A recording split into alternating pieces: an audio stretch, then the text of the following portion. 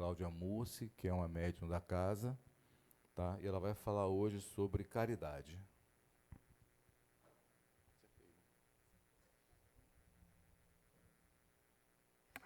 Bom dia, gente. Como eu gosto de dizer, é sempre muito bom ter a oportunidade de estar compartilhando estudos. E falar sobre a doutrina espírita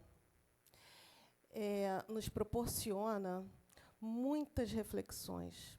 O quanto a literatura espírita pode contribuir para o nosso crescimento.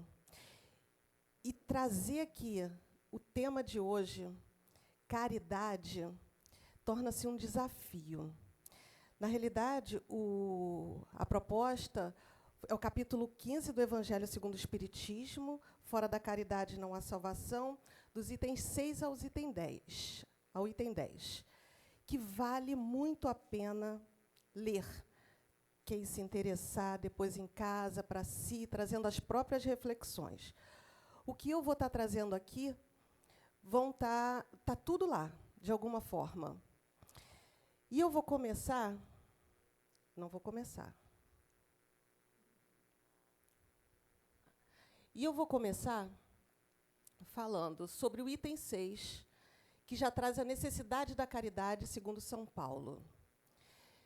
E aí é uma carta de Paulo, primeira carta aos Coríntios, capítulo 13, de 1 a 7 e 13. Primeiramente, vamos nos contextualizar a época. Carta de Paulo, as epístolas de Paulo, primeiro século. Mais ou menos entre os anos 50, 55, até entre 55 e 56, quando eu estive fazendo a pesquisa. Essa época, os cristãos eram perseguidos. Paulo, a cidade de Corinto, era uma cidade muito grande, era a cidade mais importante da Grécia Antiga, onde tinha um comércio, a quantidade de pessoas era enorme. E Paulo, de alguma forma, todos nós já ouvimos falar. Saulo, antes e depois Paulo. Paulo, a gente conhece aquela passagem da estrada de Damasco, onde ele ia perseguindo cristãos, com os motivos dele, que eu não vou entrar aqui, porque não é a palestra, mas, enfim, o objetivo era seguir um cristão especificamente, Ananias, porque estava ali sendo prejudicado, contrariado, a vida dele tomou outra dimensão, por causa, a princípio, ele colocou o problema dele como no Ananias, que era cristão. E aí ele vê Jesus na estrada de Damasco. E Jesus diz: Saulo, Saulo, por que me persegues? E Saulo pergunta: quem és o Senhor? Eu sou Jesus. E Saulo, na hora, com aquelas vibrações todas de Jesus, diz: o que queres que eu faça? A partir dali, Jesus até dá uma orientação. Entra na cidade, que ele estava indo para Damasco, né? Entra para a cidade e lá vai ser dito o que você vai fazer. Essa foi a única orientação de Jesus, que para a gente parece nada. Mas Paulo segue essa primeira orientação, vai para a estrada de Damasco. A partir dali, a vida dele toda muda. E ele encontra com Ananias. Saulo ficou cego com a visão de Jesus, Ananias é que retorna a visão dele. E nessa conversa com Ananias, a primeira coisa que Saulo faz é: eu quero conhecer sobre o Evangelho. Que Evangelho divino é esse? E Ananias fala: olha, a cópia completa do Evangelho só lá na Casa do Caminho. Mas eu tenho aqui alguns pergaminhos que pode te auxiliar. E Paulo pega aqueles pergaminhos e já fica assim encantado. Olha, me dá isso aqui, eu vou copiar tudo. Já pedi a alguém que vai trazer as folhas, porque isso era uma coisa difícil, né? Para trazer, eu vou copiar e eu vou buscar conhecer. Porque nós precisamos... E na hora, nessa conversa com a Ananias ali, aqui estão as minhas palavras. Nós precisamos sair daqui e falar sobre Jesus lá fora. As pessoas precisam conhecer. Então, a partir do momento que ele entende, não mais tão importante a lei de Moisés, mas de Jesus, ele começa a focar em Jesus. E a partir dali, a vida dele começa com outros desafios, e que foram desafios gigantes. Vale ler a obra Paulo e Estevão, até mais de uma vez, em vários momentos da nossa vida, que eu também não vou estar trazendo aqui. Mas Paulo, ele sai dali e ele torna-se um dos maiores divulgadores do cristianismo. Mas ele era uma pessoa só. E as igrejas, no caso, né, a palavra, estava crescendo muito. E ele queria divulgar em outros lugares, não mais apenas onde ele estava. E ele não conseguia dar conta de estar em todos os lugares. E o que ele faz? Recebe a intuição de escrever as cartas, as epístolas. E essa carta que ele escreve aos Coríntios, ele estava em Éfeso, também uma cidade relativamente grande, mas ele soube que lá em Coríntios estava havendo muitas dissensões, brigas, discussões. E ele, sem ter como estar em todos os lugares, ele escreve essa carta. E dentro dessa carta, nesse capítulo 13, está essa passagem que, de alguma forma, também nós conhecemos, nem que seja através da música, da música. A Legião Urbana traz um pedaço dela, né? E eu quis trazer, eu não sou nem da apresentação, mas porque eu preciso passar a palavra para Paulo, né? Então, vamos lá. Paulo nos diz assim: ainda que eu falasse todas as línguas dos homens, e mesmo a língua dos anjos, se eu não tiver caridade, sou apenas como o bronze que soa, ou o símbolo que retine. E se eu tivesse o dom da profecia e penetrasse em todos os mistérios, e tivesse uma perfeita ciência de todas as coisas, e ainda que eu tivesse toda a fé possível, até de transportar montanhas, se eu não tiver caridade, nada sou.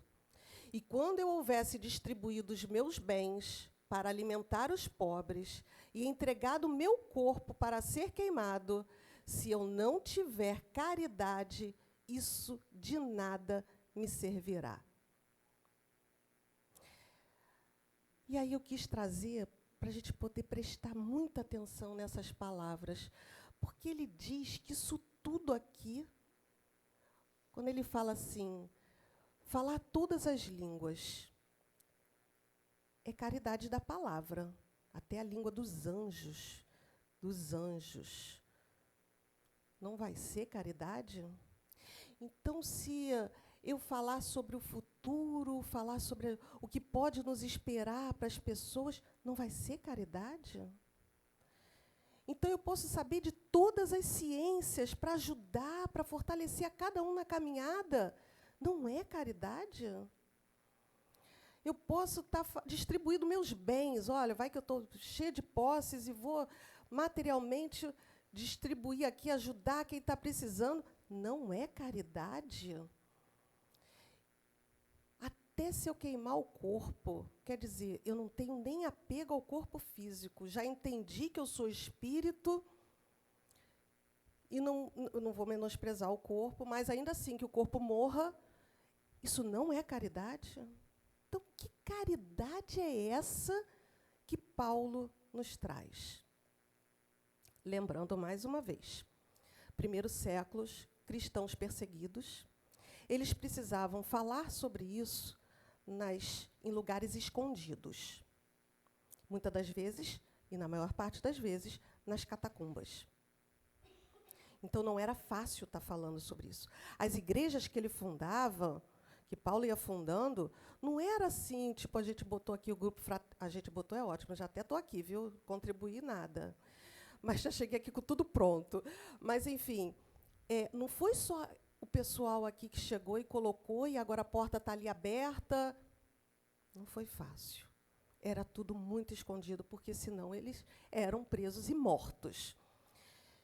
Então, assim, Paulo falou isso e disse que não era caridade. E a gente fica, então, o que é caridade? O que Paulo disse para a gente que é caridade? Ele não está querendo dizer para a gente agora.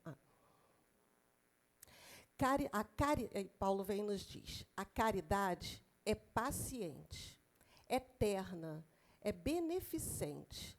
A caridade não é invejosa, não é temerária, nem precipitada. Não se enche de orgulho, não é desdenhosa, não procura seus próprios interesses, não se vangloria, nem se irrita com nada. Essa parte até chega a doer, até preciso parar. Não faz mais suposições, não se alegra com a injustiça, mas sim com a verdade. Ela tudo suporta, tudo crê, tudo espera e tudo sofre. Até vou dar uma paradinha aqui. Olha, a caridade é paciente, ela é beneficente, eu preciso fazer o bem, ela não é invejosa, eu não sinto inveja de nada, não posso sentir inveja, eu não vou ter medo de nada, eu não tenho orgulho, para eu fazer caridade eu preciso exercitar tudo que está ali, não fazer pouco caso de nada nem das pessoas. Eu não faço nada com segundas intenções, eu preciso fazer genuinamente, querendo bem, desejando bem. Não fazer suposições, imagina, né? Fulano fez aquilo, porque eu sei. Aquilo que ele fez foi com aquilo ali, olha, eu nem sei se é, mas eu estou aqui dizendo que é. Ninguém faz isso, né? Imagina que nós não fazemos.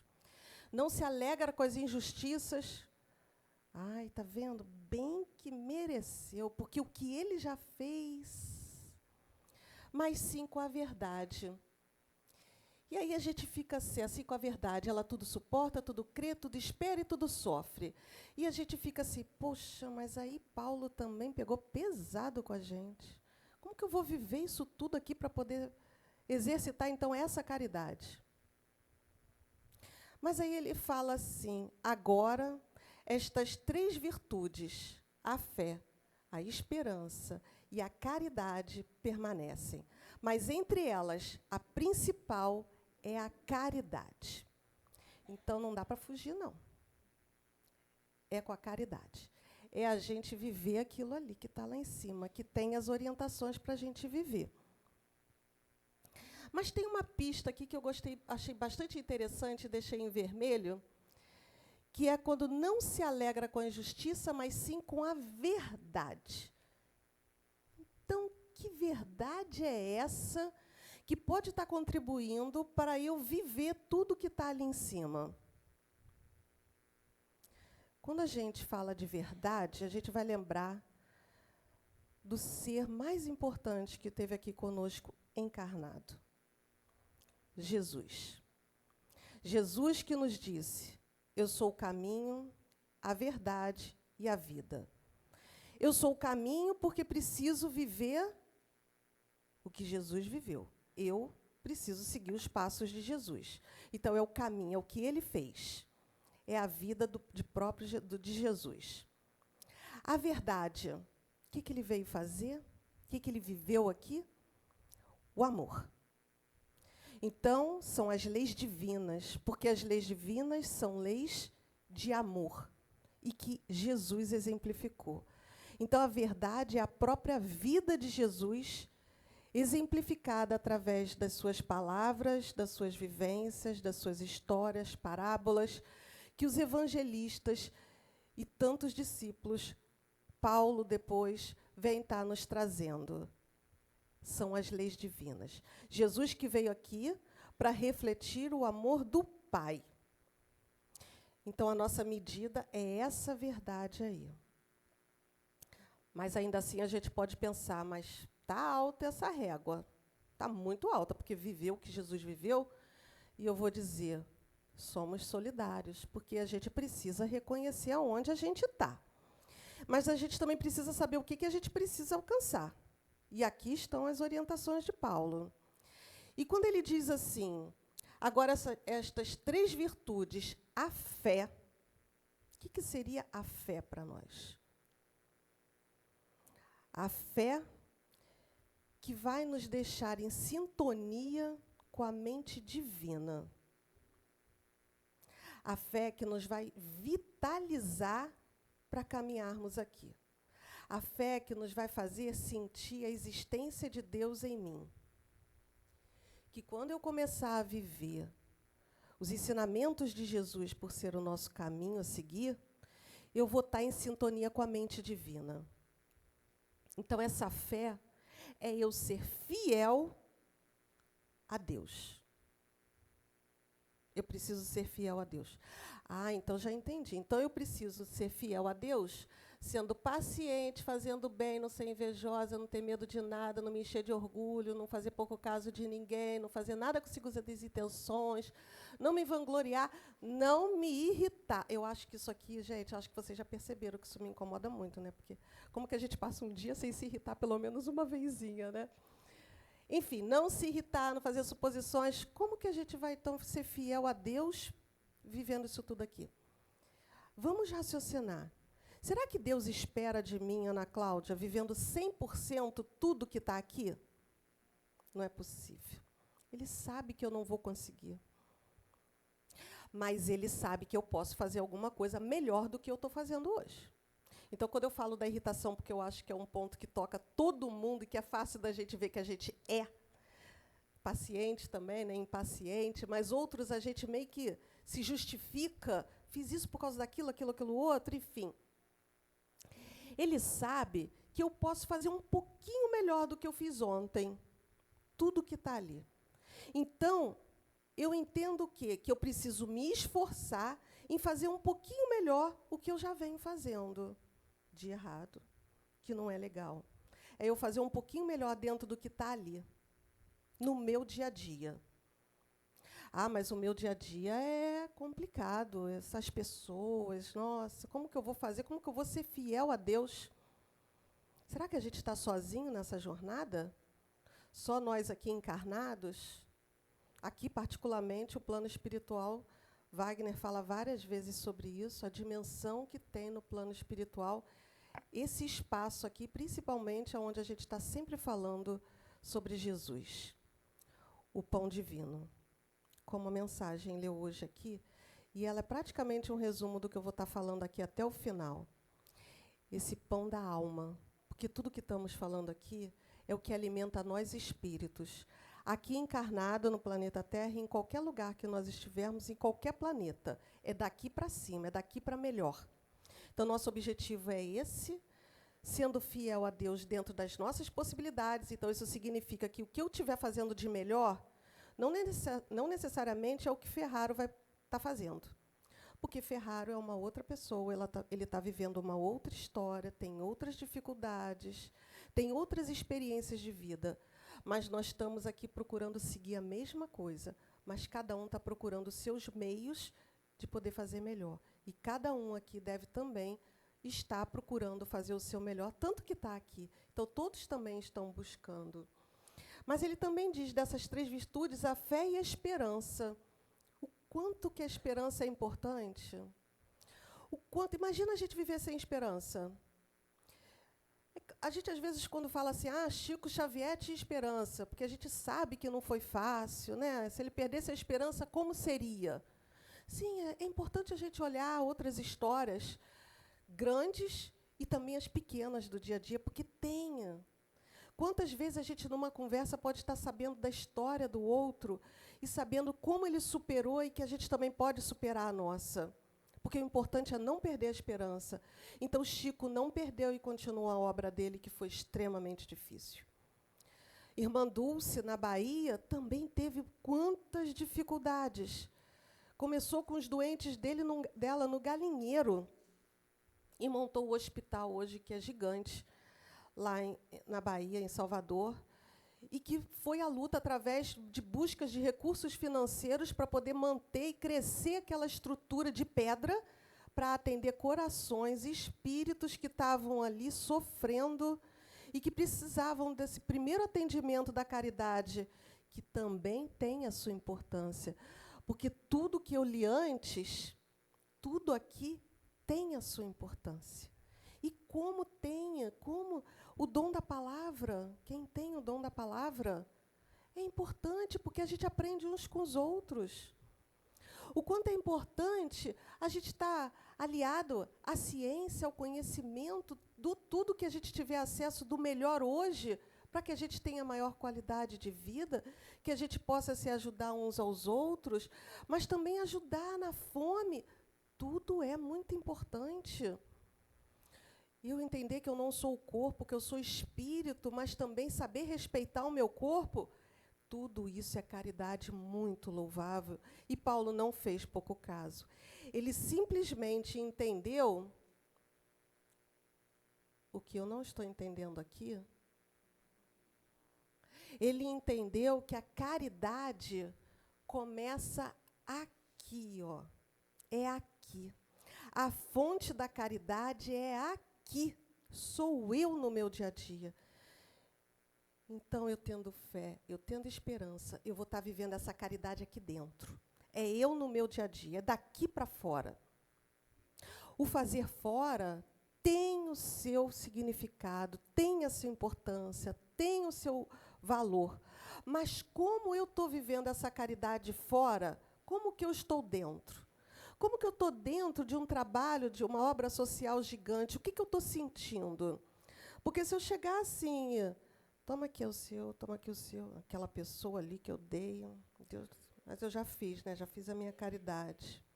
Às vezes a gente pode não estar falando, mas aí está no julgamento, aquela pessoa, acho que eu nem merecia.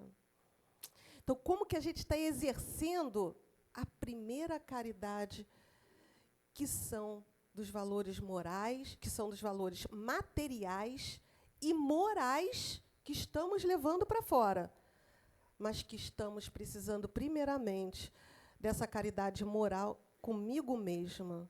Porque eu estando bem, eu vou estar vivendo a paz de Jesus que nos promete, quando Ele nos diz que Ele estaria conosco, nos dando a paz. Não a paz do mundo, mas a paz de Deus. Porque eu estou exercitando viver o caminho com Jesus, a verdade, que é o amor, as leis divinas, e eu terei vida. Eu sou o caminho, a verdade e a vida, porque eu terei vida em abundância. Significa, estarei em sintonia com o Pai, estarei vibrando, vou ter forças para poder caminhar no meu dia a dia. Aí muitos podem pensar assim, poxa, estou entendendo, concordo, até sei tudo o que você está falando. Mas como que eu vou viver isso no meu dia a dia? Eu me sinto tão sozinha, o mundo está com uma dificuldade, é tanto egoísmo. Parece que agora a gente vive o maior egoísmo de toda a história. Nós somos egoístas, nós somos orgulhosos, e nós precisamos trabalhar isso em nós. Mas a gente também precisa de quê? Para poder entender que nós não estamos sozinhos e que nós temos o amparo. Fizeram essa pergunta também para Emmanuel. E aí vem a literatura da doutrina espírita falar a mesma coisa que Paulo falou no primeiro século.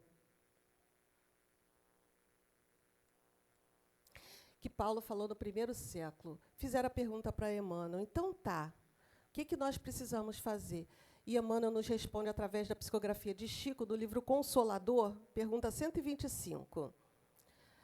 Os maiores óbices psíquicos antepostos pelo homem terrestre aos seus amigos e mentores da espiritualidade são oriundos da ausência de humildade sincera nos corações para o exame da própria situação de egoísmo, rebeldia e necessidade de sofrimento. Então, espera aí. As maiores dificuldades que eu tenho é a ausência de humildade. Então, é eu reconhecer que eu também sou egoísta. Eu posso não ser egoísta de estar dividindo algumas coisas minhas, sim, mas eu sou egoísta em algum outro aspecto, em alguma outra vivência, que preciso estar me observando para poder reconhecer e fazer o meu melhor. Então, eu preciso de exercitar a humildade. Eu posso nem estar falando fora que sou assim, que sou assado. Mas se eu tiver nessa conversa com Jesus, com o nosso anjo da guarda, com espíritos amigos que torcem por nós, porque nós não estamos sozinhos, e esses espíritos amigos não estão só na casa espírita, de acordo com a nossa sintonia, os nossos desejos e pensamentos, nós estamos ligados com Ele 24 horas do nosso dia. Porque até no sono, desprendimento do corpo físico, a gente também tem um amparo deles para poder ir para bons lugares, se a gente está buscando esses bons lugares. Porque se a gente não está buscando os bons lugares, até através do sono físico, nós vamos estar dando asas ao nosso egoísmo, ao nosso orgulho, enfim. Então, essa humildade que vai estar nos tirando, muitas das vezes, da rebeldia da vida. E a gente pode dizer, rebelde eu? Será que muitas das vezes a gente não se sente rebelde? Quando uma coisa muito difícil nos acontece, muito, extremamente difícil, porque a vida é impermanência e toda hora acontece alguma coisa, uma dor, a perda de um ente querido, mudanças, e a gente fica aqui se sacudindo na raiva, porque comigo Deus não existe, não é possível. Será que a gente não se coloca? A gente não precisa estar falando para ninguém, mas a gente precisa estar se percebendo. Aí a gente pode até dizer, esse lugar daí eu não me sinto, jamais me senti, pelo menos até hoje. Mas será que, de repente, a gente não fica no outro extremo, que é o do desânimo? Tá bom, já entendi que é impermanência, Deus existe, eu tenho que encarar isso. Tá bom, já entendi. E aí eu estou na resignação, sentada, esperando o tempo passar. Isso não pode ser caridade comigo mesma.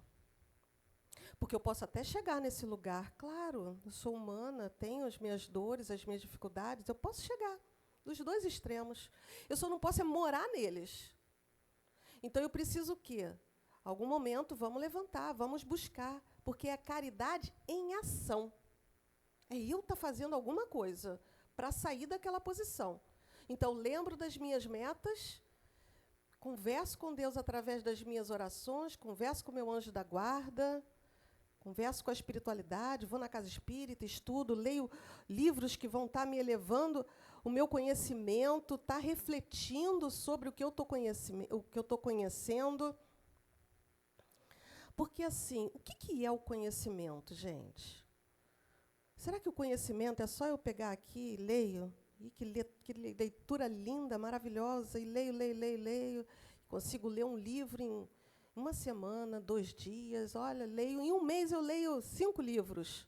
Será que aí eu já tenho conhecimento? Estou ótima. É melhor eu ler uma página e refletir muito sobre aquela, de repente, uma frase daquela página.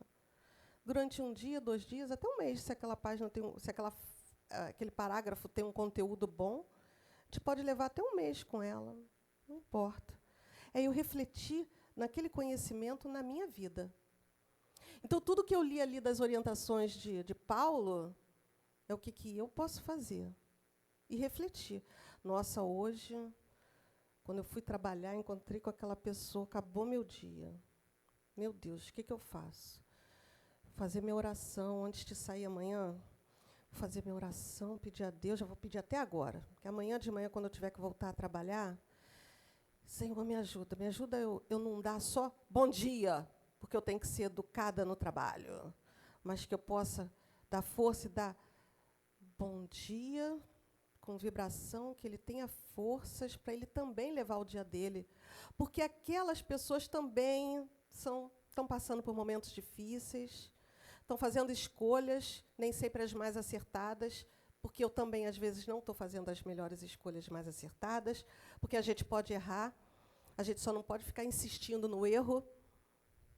Então, isso é o desenvolver uma compreensão, ampliar o conhecimento dentro do que eu estou lendo e dentro da vivência que eu estou tendo. E eu exercitar com perseverança esse conhecimento. Não vai ser de uma hora para outra, que eu não preciso me tornar a melhor amiga dessa pessoa. Mas eu posso exercitar a caridade em mim de ser paciente dentro do que eu posso. Eu não posso ainda sentar para almoçar com ela na hora do almoço. O almoço é meu, Senhor, minha comida, vou sair, vou lá para longe para poder mas durante o trabalho, quando eu chegar, se eu encontrar, eu encontrando a qualquer momento, eu vou dar um bom dia com vibração positiva. E aí, depois, ao longo de algum tempo, a gente já vai estar fazendo isso que não vai estar nem percebendo que precisou de tanto esforço para dar o bom dia. Porque talvez o primeiro bom dia foi assim: bom dia, Senhor, procurei dar o bom dia. Acho que não foi muito bom ainda não. Mas eu tentei. Depois já vai ser assim, bom dia. E o meu bom dia já vai ser um tom de voz que ela até sentiu que foi um bom dia bom e eu nem percebi que deu bom dia. Porque o bom dia já vai sair natural. Então, é dentro das nossas possibilidades. Tem gente que tem dificuldade de lidar com os outros e dá bom dia muito bem. E está tudo bem, porque não pode haver comparação entre a gente. O nosso parâmetro é Jesus. É Jesus que a gente tem que copiar, Ele que é o nosso modelo e guia. Mas é Ele que não nos humilhou e disse, inclusive, que nós podíamos fazer o que Ele fez. Mas, ainda assim, quando a gente fala de conhecimento, a gente lembra que a época de Jesus, primeiro século, voltamos ao primeiro século, tinha os doutores da lei, que conheciam muito das Escrituras. E nós que somos espíritas conhecemos muito da história de Nicodemos. Nicodemos, um fariseu, profundo conhecedor das leis mosaicas, ele já tinha um coração muito bondoso, tanto que ele já reconhece, inclusive, Jesus, o enviado de Deus. E ele, incomodado, sabendo de tudo aquilo, até no seriado Os Escolhidos, que vale a pena, né, a gente assistir, e é bonita essa parte, ele começa a querer encontrar com Jesus, e ele vai encontrar com Jesus. À noite, escondido, não importa. Ele foi encontrar com Jesus. Mas eu não vou entrar no mérito de que Nicodemos foi ali falar sobre reencarnação, porque aí seria uma outra palestra. Mas ele vira para Jesus e, dizendo isso, Senhor, eu reconheço que o Senhor é enviado de Deus, reconheço a sua bondade, reconheço tudo que está fazendo.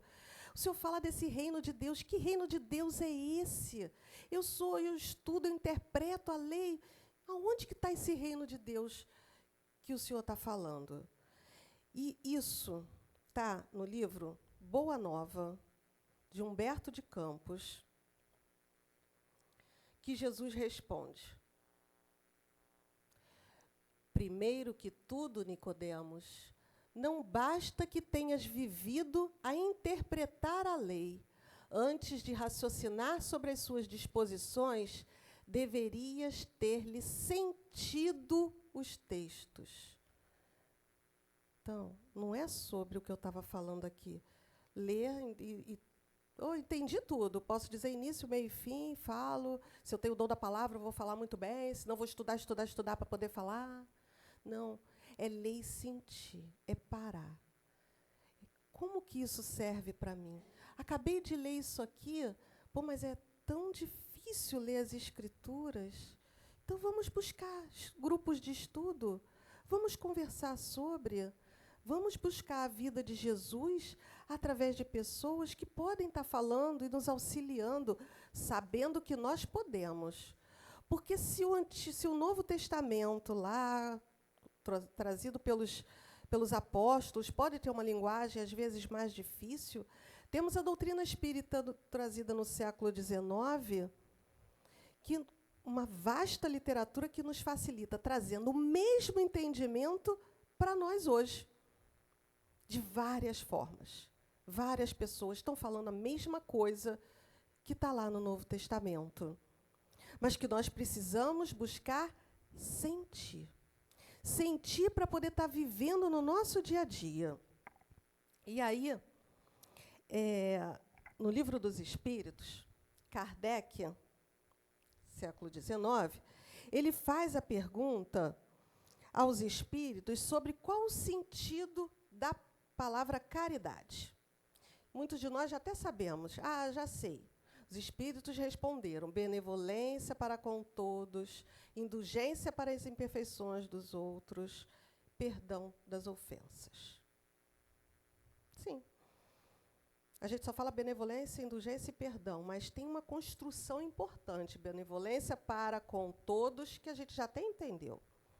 A gente saiu de casa, vai lá, faz, volta. A gente entendeu dessa forma fora. Estamos precisando entender com Paulo. Indulgência para as imperfeições dos outros. Essa construção de frase parece que hoje em dia ela não existe mais.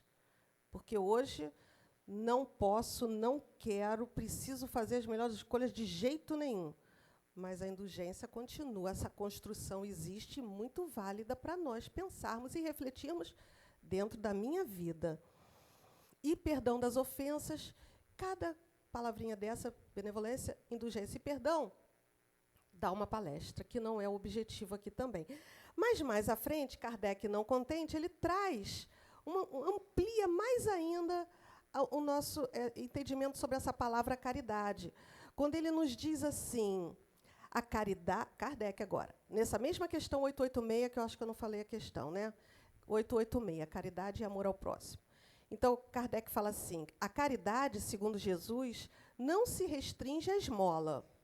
Nós já entendemos também que não basta o material. Ela abarca todas as relações que temos com os nossos semelhantes, sejam eles nossos inferiores, nossos iguais ou nossos superiores. Então, no mundo material, precisamos da hierarquia para o bom andamento, ou melhor, para o melhor andamento, porque o bom a gente ainda não chegou, mas nós vamos chegar um dia, né, mais à frente, mas para o melhor andamento da construção da sociedade, afinal de contas, somos muitas pessoas juntas.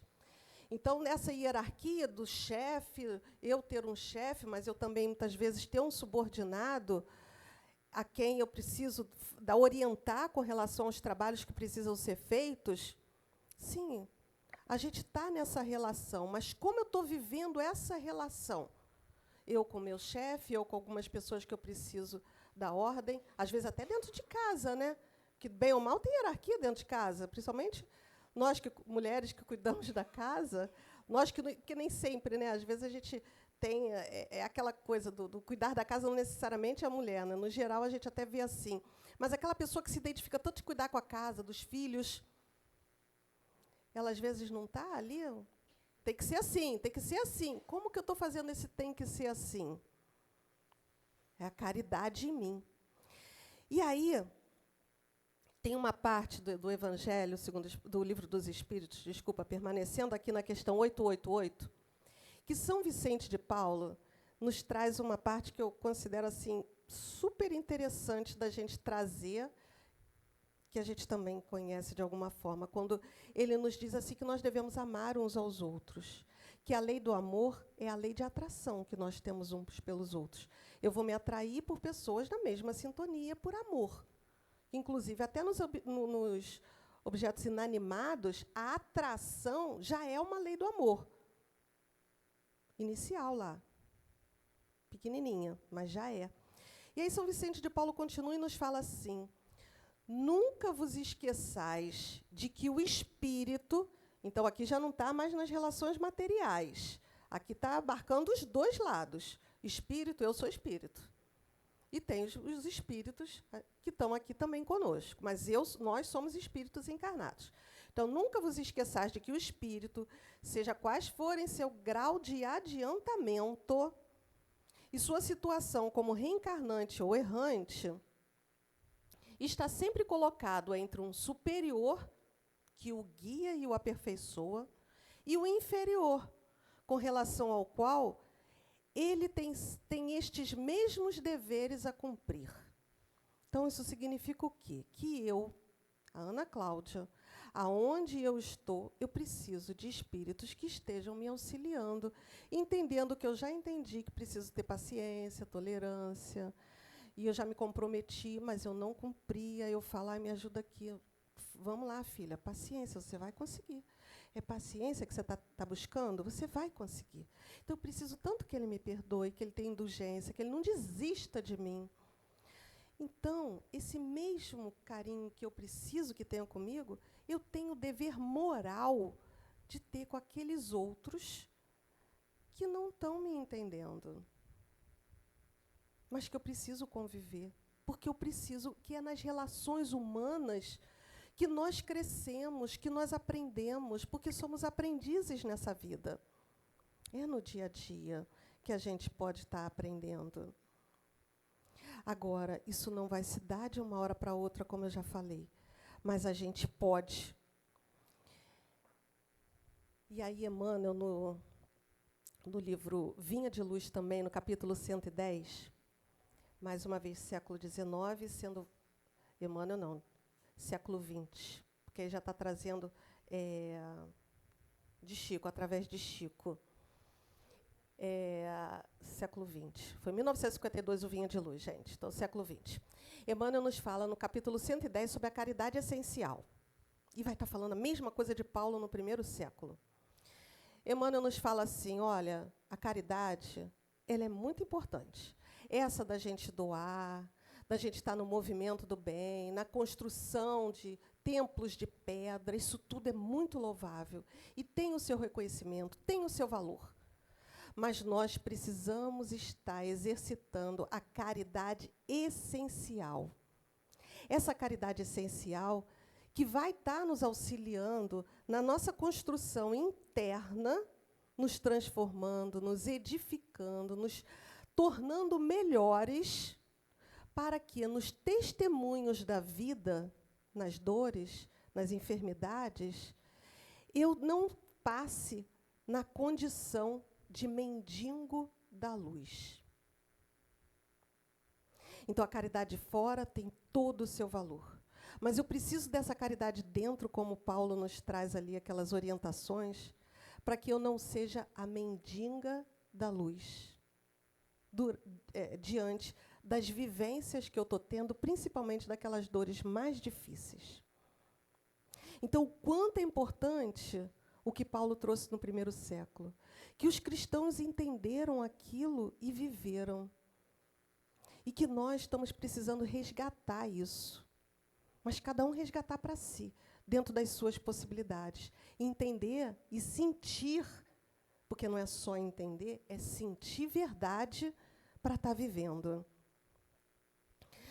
E que no livro Vinha de Luz, Emmanuel, aqui nesse capítulo 173 do Pão Divino, fala a mesma coisa, inclusive quando ele diz, olha, templos de pedra, princípios dogmáticos, templos de pedra arruinam-se, princípios dogmáticos desaparecem, cultos externos modificam-se, revelações ampliam-se, sacerdotes passam. Agora eu permaneço. Agora eu preciso escolher Jesus para caminhar com ele, o meu anjo da guarda, porque eu vou estar existindo sempre. De alguma forma, a noção de espírito que vida continua está para todos os lados, de todas as crenças. Porque a bandeira do espiritismo é fora da caridade não há salvação. Não é fora da igreja. Não é fora da verdade. Não é fora da igreja, porque se for fora da igreja, está levando ali dissensão, divisão. Não. A doutrina espírita resgata o cristianismo. Nós falamos o que os primeiros cristãos falaram, só de forma mais ampliada, mais apropriada para o nosso hoje. Não é fora da verdade, porque eu não posso ter a pretensão de estar falando a verdade. Nem Kardec quis ter essa pretensão de falar a verdade. E, às vezes, a gente acha que está com a verdade por ser espírita. Porque as escrituras, elas estão límpidas ali. Os ensinamentos estão fincados no cristianismo. Agora, e a interpretação? Tudo que eu estou falando aqui está uma interpretação e reflexões diante dos meus estudos. E que pedi muito que estivesse mais próximo possível do meu entendimento e que chegasse ao alcance dos seus corações através da espiritualidade amparando vocês, e não das minhas palavras. Porque as minhas palavras estão só construindo o ambiente, mas quem está tocando o coração de vocês é a espiritualidade, é o anjo da guarda. E que o trabalho aqui é muito maior, muitas das vezes, até do que nos passes. E os passes são extremamente importantes para nós também. Então, que a gente possa ter certeza que essa bandeira do espiritismo, ela não é à toa ser a caridade. Acho que as pessoas já devem ter ouvido falar isso, né? Eu lembro com a minha sogra, assim que eu comecei mais de 30 anos atrás, a minha sogra que me falou isso. Qual é a etimologia da palavra caridade? Caridade, do grego, é ágape. Ágape, ela é transformada em amor, mas ela também é caridade. Então, ágape, que é o amor maior, o amor que nós devemos alcançar é esse ágape, amor de Jesus, amor ágape. Amor que Paulo chegou ao final da sua vida, quando ele diz que não sou eu mais que vivo, mas o Cristo que vive em mim, o amor ágape. Ele podia ter desistido de tudo lá na estrada de Damasco, quando ele viu Jesus, porque ele estava indo, porque ele perdeu a namorada dele, que era o sonho de se casar, construir uma família, ter filhos. Aquilo tudo veio por água abaixo, os sonhos dele. Mas ele não desiste, ele não quer encontrar com ela. Ele quer encontrar com ela, mas ele entende que o trabalho dele estava aqui. É aqui. E ele segue confiante nisso, e ele depois tem encontro na espiritualidade com Abigail. Das duas formas, encarnado e depois quando ele retorna à espiritualidade. Leiam Paulo e Estevão, porque realmente é lindo. Então, assim, ele entende essa caminhada, essa caridade, esse amor, esse ágape. Então, ágape, do grego, ele pode ser interpretado como caridade e amor. E nas Escrituras, a gente pode, inclusive, substituir a palavra caridade por amor. Então, que a gente possa ter certeza que, vivendo essa caridade, a gente vai estar vivendo o amor, tendo como referência o amor de Jesus, a gente vai estar sendo vitalizado por Jesus, através dessa espiritualidade amiga. Então, que a gente possa, como está no Evangelho segundo o Espiritismo, capítulo 6, item 5, o Espírito de verdade é: orai e acreditai, pois a morte é a ressurreição e a vida é a prova escolhida. A morte é a ressurreição, eu vou continuar viva. O corpo não, o corpo retorna para o plano espiritual, mas eu continuarei viva. E a prova aqui, eu escolhi. Aí muitos podem dizer, eu escolhi, não escolhi não. Tudo bem, a gente pode não ter escolhido tudo, que a gente, né? Mas então escolheram por nós.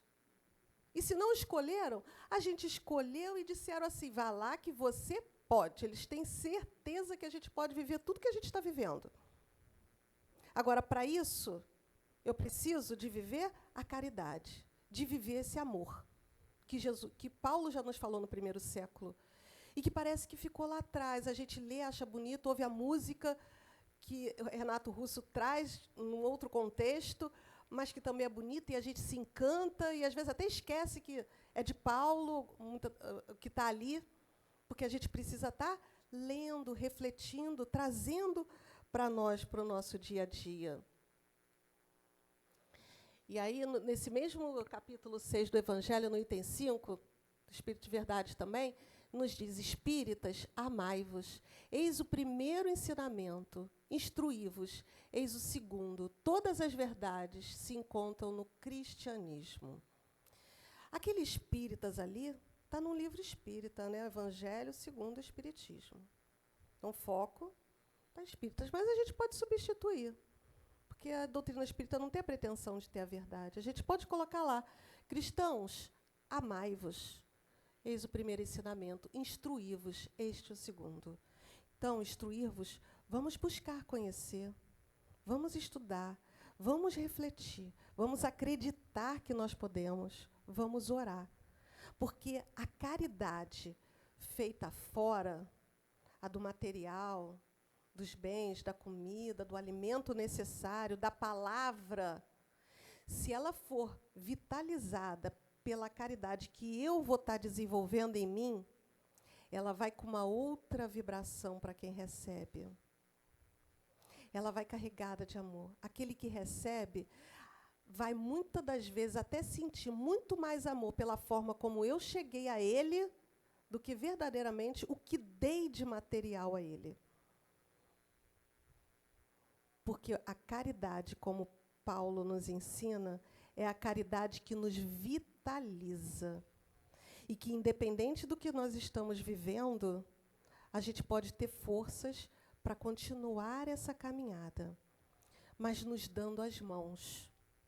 Então, tudo que vivo fora, que estou vivenciando, são ensinamentos para mim, mas são apenas ensinamentos. Porque, na maior parte das vezes, todos nós, desculpa eu estar incluindo vocês, mas, enfim, a gente presencia situações onde nós muito mais julgamos do que extraímos ensinamento.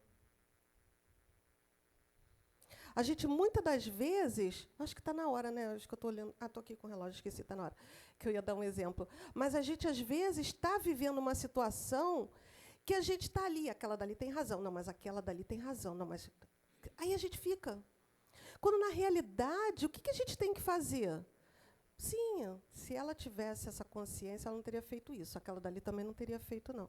Então, se um dia eu estiver nessa situação, porque as situações a gente também passa.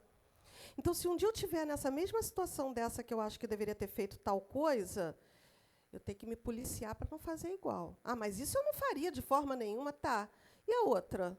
Porque a outra também, a gente julga os dois lados. Ah, a outra tinha razão no início, no final ela perdeu. Não é como eu. Então, quando eu olho, é para aprender o que eu posso fazer quando eu estiver naquela situação. E não para eu me colocar como superiora, achando que eu sou o máximo. Então, é a humildade de Paulo que a gente precisa estar lembrando e que, de alguma forma, todos nós.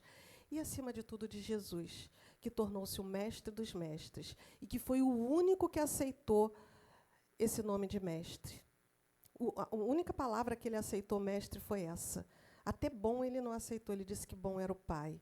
Então, que nós possamos reconhecer, termos essa humildade, que precisamos, cada um, buscar Jesus em nossas vidas para viver esse amor, caridade, que Paulo nos traz e que a doutrina espírita fala a mesma coisa. Então, que a paz de Jesus possa permanecer em nossos corações.